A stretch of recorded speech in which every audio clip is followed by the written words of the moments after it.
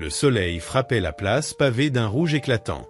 Flint venait d'arriver au village après 3 jours à chercher des informations sur les voleurs qui avaient attaqué son troupeau. Son cheval Thunder soufflait de fatigue tandis qu'il observait la foule rassemblée devant une estrade de bois, un marché où l'on vendait des esclaves. Flint serra les dents. Il détestait ces endroits, mais il avait besoin de réponses et quelqu'un ici devait savoir quelque chose. Le dernier lot de la journée, messieurs, cria l'enchérisseur, un homme corpulent au gilet taché. Une jeune femme forte monta sur l'estrade. Son visage était entièrement couvert d'un voile noir et elle portait une robe couleur terre très usée. Ses mains étaient attachées avec de grosses cordes et elle avançait lentement, traînant légèrement les pieds. « Qui » demanda l'enchérisseur d'une voix forte. Silence total. Les hommes secouaient la tête et certains s'éloignaient rapidement, perdant intérêt. « Elle doit être malade » murmura quelqu'un près de Flint. « Ou vieille » ajouta un autre. « C'est pour ça qu'elle est couverte. » L'enchérisseur s'essuya le front avec un mouchoir sale. « $1. Allez, messieurs, c'est une opportunité. » Plus de silence. La place se vidait peu à peu, les cow-boys partant vers les boutiques. Flint observait sans intérêt jusqu'à ce qu'il remarque quelque chose d'étrange. Malgré la chaleur écrasante, la femme restait parfaitement droite, les épaules en arrière, la tête haute, non tremblante ni vacillante. Il y avait de la fierté dans sa posture, de la dignité. Ce n'était pas l'attitude de quelqu'un de faible ou malade. $10. L'enchérisseur commençait à se décourager. Un grand cow-boy au chapeau abîmé cracha par terre. Même pour de l'argent, elle doit être abîmée ou pire, plaisanta-t-il. Quelques hommes rirent. La femme ne bougea pas, mais Flint vit ses mains liées se serrer en poing. Cela lui suffit, cette femme avait du caractère. Thunder relincha doucement, comme s'il ressentait lui aussi quelque chose de différent chez cette femme voilée. « Dernière chance, messieurs. » L'enchérisseur semblait résigné. Personne n'offrait $5. Flint n'avait pas prévu de s'impliquer, mais la posture fière de cette femme lui rappelait sa mère, vendue elle aussi quand il était enfant et qui avait gardé la tête haute malgré tout. « Moi » dit Flint d'une voix claire et ferme. Toutes les têtes se tournèrent vers lui. L'enchérisseur ouvrit de grands yeux puis sourit largement. « Nous avons un acheteur. » Le silence s'accentua, les hommes regardant Flint comme s'il venait de faire la chose la plus insensée du monde. Un vieil homme à la barbe blanche s'approcha en boitant. « Jeune homme, écoute-moi bien. Ce voile cache quelque chose de terrible. Ne sois pas imprudent. »« Merci pour le conseil, » répondit Flint sèchement, sortit 5 pièces d'argent de sa poche et les lança. L'enchérisseur les attrapa avec des mains tremblantes. « Vendu » cria-t-il joyeusement.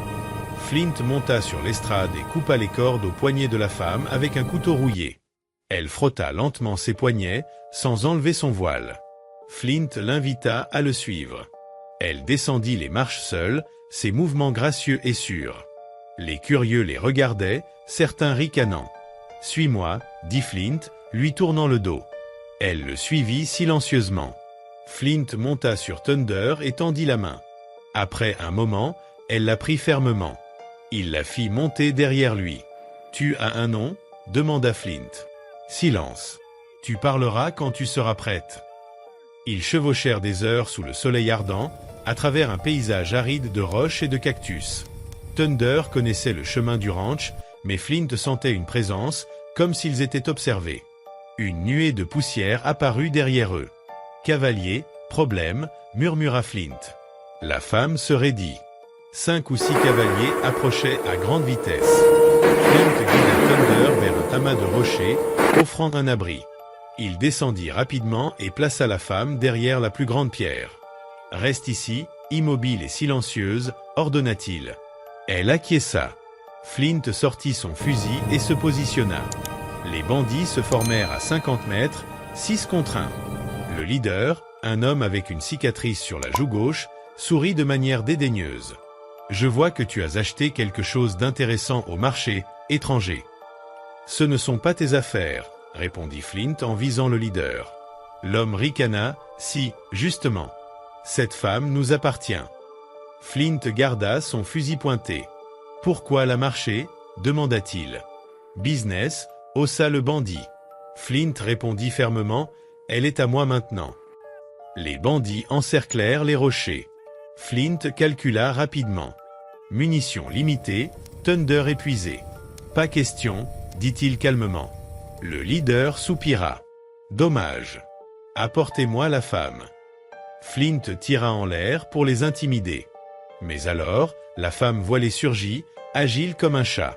Elle attrapa son pistolet et en moins de 5 secondes, neutralisa les bandits avec précision. L'un hurla, c'est elle. La fille du chef Apache. Le leader pâlit, terrifié. La femme avança, prête à tirer de nouveau. Flint profita de la confusion. Partez. Et si je vous revois, je ne serai pas clément. Les bandits n'eurent pas besoin de répéter, ils s'éloignèrent maladroitement à cheval, trébuchant entre eux. Dans sa précipitation à fuir, la troupe disparut en moins d'1 minute, ne laissant qu'un nuage de poussière à l'horizon et un silence lourd entre les roches.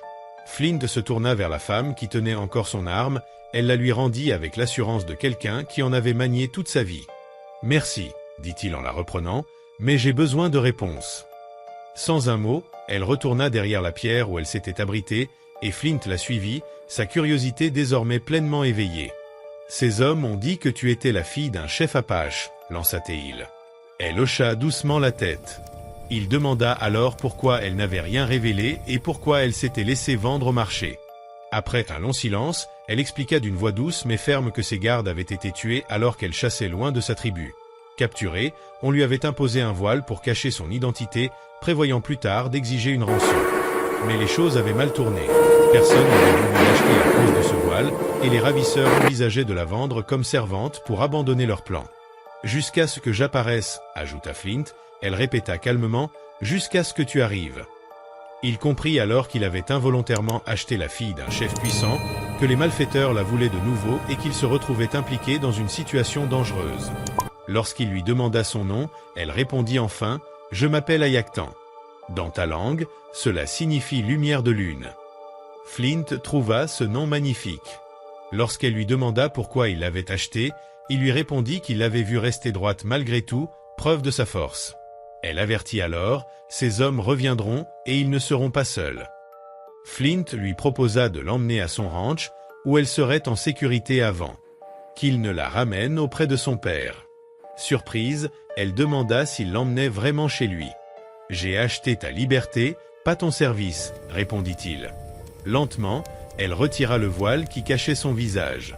Flint eut le souffle coupé devant sa beauté, sa dignité et la force tranquille qui émanait d'elle. Elle lui révéla alors être la fille d'Aigle Rouge, le chef le plus respecté parmi les tribus du Nord, raison pour laquelle ses ravisseurs l'avaient dissimulé.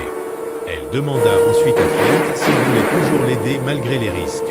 Il répondit qu'il était déjà dans une situation difficile et que cela ne pouvait guère empirer. Elle esquissa un léger sourire et accepta de le suivre. La nuit tomba, et ils firent halte entre les roches. Flint alluma un petit feu, et ils mangèrent en silence.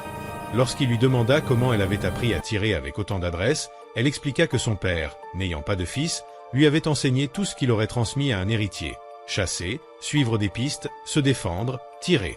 Elle raconta l'embuscade dans un canyon étroit où ses gardes avaient été tués et où elle avait été assommée avant de se réveiller bâillonnée dans un chariot. Flint lui présenta ses excuses, mais elle répondit que ce n'était pas sa faute, tout en l'avertissant que son père chercherait vengeance. Elle ajouta que, dans sa culture, lorsqu'un homme achetait une femme, même pour la libérer, cela avait des implications et que son père pourrait croire qu'elle lui appartenait désormais. Flint affirma qu'il voulait seulement la rendre saine et sauve. Elle le remercia et lui dit qu'elle voyait la bonté dans son cœur. Elle s'endormit ensuite près du feu pendant qu'il montait la garde. À l'aube, elle se réveilla immédiatement et ils reprirent la route. Après un moment de silence à cheval, elle lui demanda pourquoi il vivait seul. Flint révéla qu'il avait perdu sa mère lorsqu'il était enfant, vendu malgré elle, puis son père peu après. Il avait grandi en travaillant dans divers ranchs jusqu'à pouvoir acheter le sien. Elle comprit alors pourquoi il l'avait sauvé. Il avait reconnu dans sa situation l'ombre de celle de sa mère. Elle lui dit que son peuple croyait que les êtres disparus continuaient de guider les vivants et que sa mère serait fière de lui. Le paysage devint plus vert à mesure qu'ils avançaient, et Flint annonça qu'ils approchaient de son ranch. Mais arrivés au sommet d'une colline, ils découvrirent une quinzaine de cavaliers encerclant la propriété, certains portant des torchets et ayant déjà détruit une partie de la clôture. Ce sont d'autres malfaiteurs, murmura Ayactan. La nouvelle que la fille d'Aigle Rouge a été vue avec un homme venu d'ailleurs s'est répandue très vite. Flint comprit qu'il ne pouvait pas affronter autant d'hommes. Il déclara avoir une idée et lui demanda de lui faire confiance. Elle répondit « Je te fais confiance ». Il lui exposa alors un plan dangereux, presque insensé. À la fin, elle sourit « Ton idée est folle, mais elle me plaît ». Ils cachèrent leur cheval entre les arbres et se préparèrent. Flint lui rappela qu'il attirait l'attention par l'avant tandis qu'elle contournerait par les. Là où se trouvait la vieille grange, des armes étaient cachées. « Combien d'armes » demanda l'une des lumières en ajustant la ceinture où Flint portait son pistolet. 2 fusils, 3 autres pistolets et suffisamment de munitions. Elles sont dans un coffre sous les planches du sol, dans le coin gauche, expliqua rapidement Flint. Quand tu entendras mon signal, 3 coups de feu rapides en l'air commencent à tirer depuis ta position. Ils penseront que nous sommes plusieurs et pourraient t'attaquer immédiatement. Il faut que tu sois rapide, très rapide. Lune de lumière acquiesça avec détermination, ôta sa longue robe qui la gênait et ne garda que le pantalon qu'elle avait improvisé en dessous, plus pratique pour se déplacer. « Je serai prête », promit-elle. Flint la regarda dans les yeux, voulant dire quelque chose, mais les mots restaient bloqués. « Fais attention », réussit-il seulement à prononcer. « Toi aussi, Flint », répondit-elle avec un petit sourire. Lune de lumière disparut entre les buissons comme une ombre, silencieuse et rapide. Flint attendit 5 minutes en comptant chaque seconde mentalement, puis s'avança vers le ranch par le chemin principal, les mains visibles et le fusil tenu de façon décontractée. Les bandits l'aperçurent immédiatement. Plusieurs crièrent et braquèrent leurs armes sur lui. « Halte !» cria un homme grand portant un chapeau noir, semblant être le chef. Flint s'arrêta à une trentaine de mètres. « C'est mon ranch. Que voulez-vous » L'homme rit, une cicatrice traversant son œil gauche, souvenir probable d'un combat ancien. « Ton ranch ? Maintenant, il est à nous, à moins que tu ne nous donnes ce que nous cherchons. »« Je n'ai rien qui puisse vous intéresser, » répondit calmement Flint. « Mensonge !» cracha un jeune bandit nerveux. « Nous savons que tu as la fille du chef Apache. » Flint feignit la confusion. « De quoi parlez-vous ? Je vis seul ici. » Le chef s'avança, la main sur son arme. « Nos amis t'ont vu hier. Tu as acheté une femme à Pierre-Rouge, une femme voilée qui s'est révélée être Lune de lumière, la fille d'Aigle Rouge. »« Ah, cette femme !» Flint haussa les épaules. « Elle s'est échappée hier pendant son sommeil. Elle a pris de l'eau et de la nourriture. Probablement déjà loin. » Les bandits échangèrent des regards incrédules. Le chef plissa les yeux. « Tu veux que l'on croie ça ?»« C'est la vérité, » insista Flint. « C'est une guerrière entraînée, je ne pouvais pas la retenir prisonnière. »« Alors, ça ne te dérangera pas si nous fouillons ton ranch, » dit le chef en faisant un signe à ses hommes. 5 bandits avancèrent vers la maison principale. Flint avait besoin de temps. Lune de lumière n'était pas encore en position. « Attendez » cria Flint. « Si vous comptez voler ma maison, dites au moins ce que vous gagnez à trouver cette femme. » Le chef s'arrêta, visiblement fier de lui. « Il y a une énorme récompense pour elle. Vivante, bien sûr. Son père paiera tout pour la récupérer. Or, chevaux, territoire, et la récompense est partagée entre 15 personnes, expliqua Flint avec scepticisme. Ça ne semble pas un bon deal, ajouta-t-il. Le chef fronça les sourcils, n'ayant manifestement pas réfléchi. Ce n'est pas ton problème. Ils pourraient se battre entre eux pour la récompense, continua Flint, semant la discorde. Quelques bandits échangèrent des regards méfiants. Le chef rouge de colère ordonna « Taisez-vous. Fouillez la maison maintenant. » Les 5 hommes se précipitèrent vers la maison. Flint calcula rapidement, Lune de lumière devait être en position. C'était le moment ou jamais. Il leva son fusil et tira 3 coups en l'air, le signal convenu. Immédiatement, depuis la grange, des tirs précis retentirent. Lune de lumière tirait avec une précision incroyable, son fusil résonnant comme un tambour de guerre. Une balle fit tomber le chapeau du chef, une autre passa entre les pieds d'un bandit. « Ils sont encerclés » cria Flint. « J'ai 10 hommes autour du ranch. » Il mentait, bien sûr, seule Lune de lumière tirait depuis différents angles, donnant l'impression de plusieurs tireurs.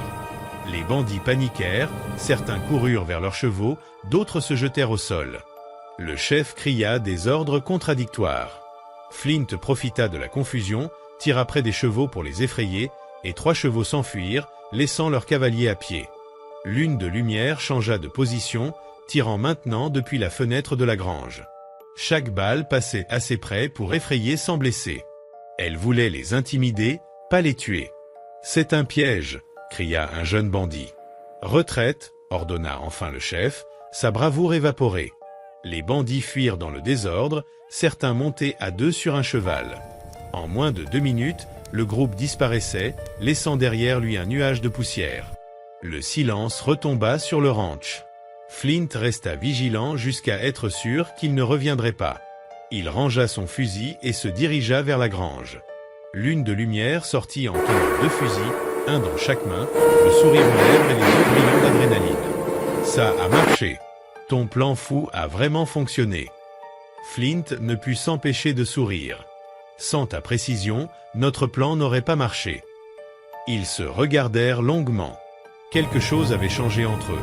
Ils n'étaient plus des étrangers, ni de simples connaissances, mais des partenaires se fiant l'un à l'autre pour leur vie. « Entrons », dit Flint.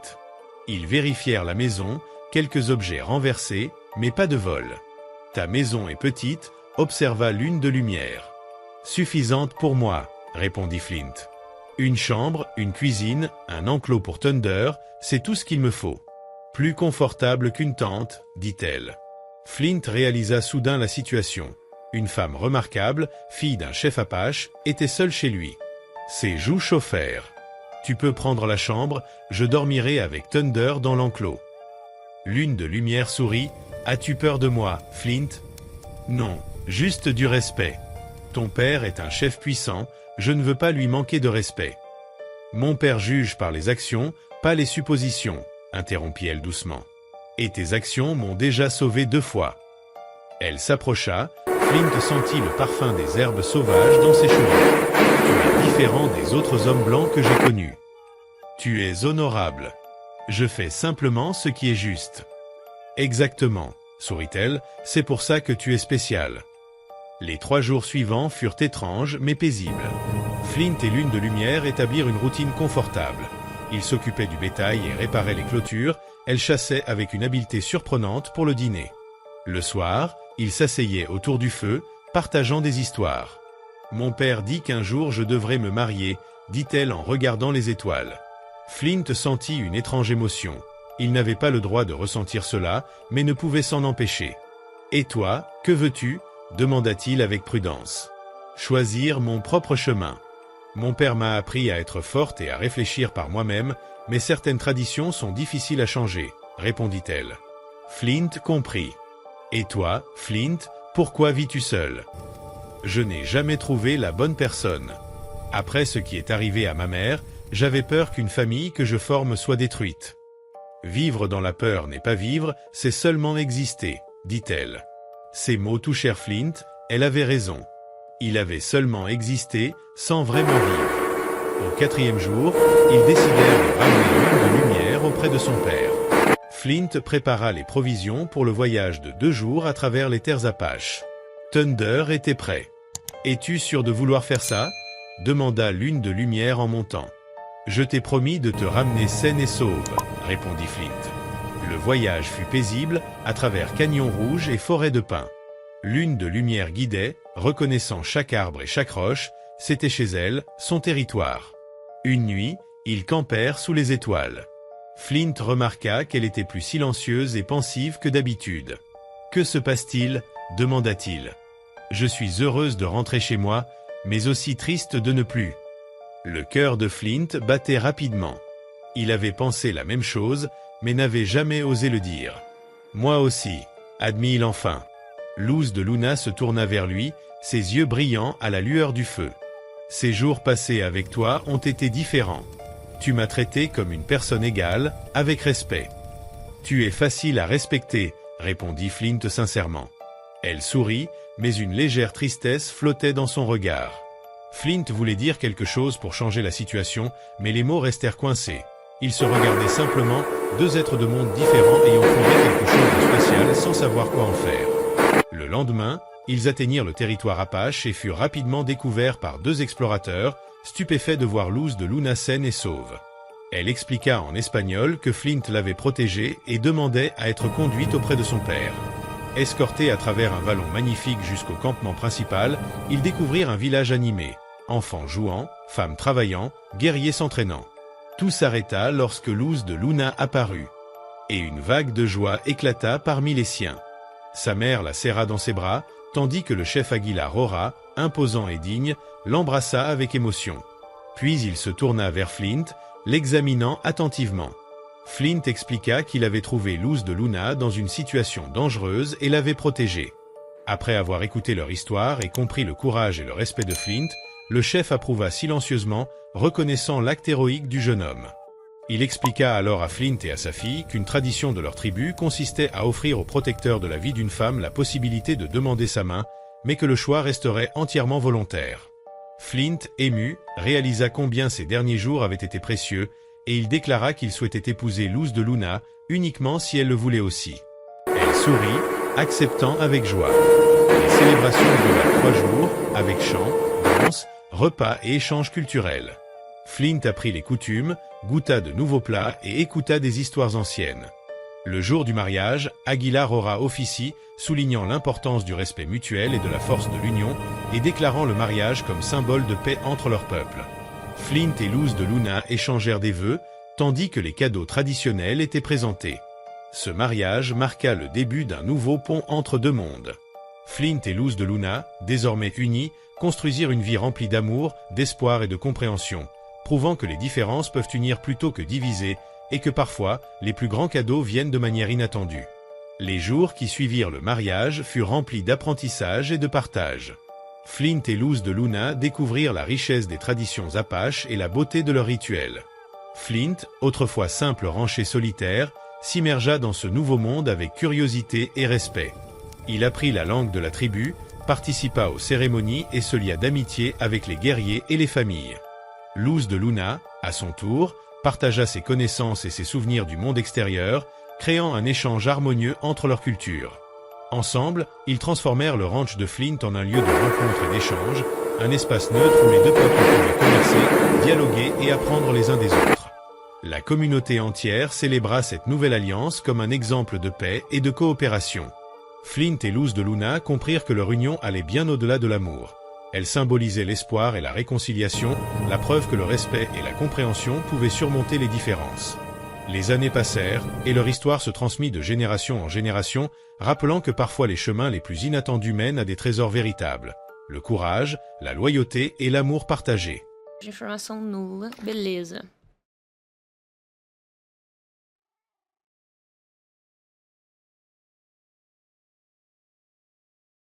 Os MCRs são altamente eficientes em contenção individual e maximizam o dano ao falhar coletivamente. É aconselhado cuidado, observar.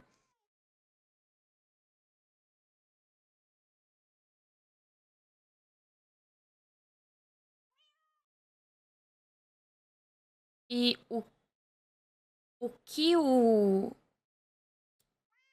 que a Rubrânia pura expele para longe dela são as cápsulas, as MCRs, que é o que isola o gás dentro ali da cápsula. Essa cápsula chamada MCR. As MCRs são expelidas para longe em contato com Rubrânia pura. Só que depois que a MCR se rompe, o nosso problema não é mais a MCR. O nosso problema é o gás. Ele não se espalha exponencialmente igual um tipo específico que escreveram aqui no livro, que é o D77. Mas ele se espalha de certa forma exponencialmente, porque se eu e você estamos doentes, entramos em contato com outras 2 pessoas, as 2 pessoas também ficam, e isso vai criando um problema exponencial de qualquer forma. Mas é um problema exponencial contido, entre aspas, porque vai atingir os lugares onde as pessoas contaminadas circularem e tal. Não vai, crescer exponencialmente para fora da nossa SUSA e atingir outras. Não é esse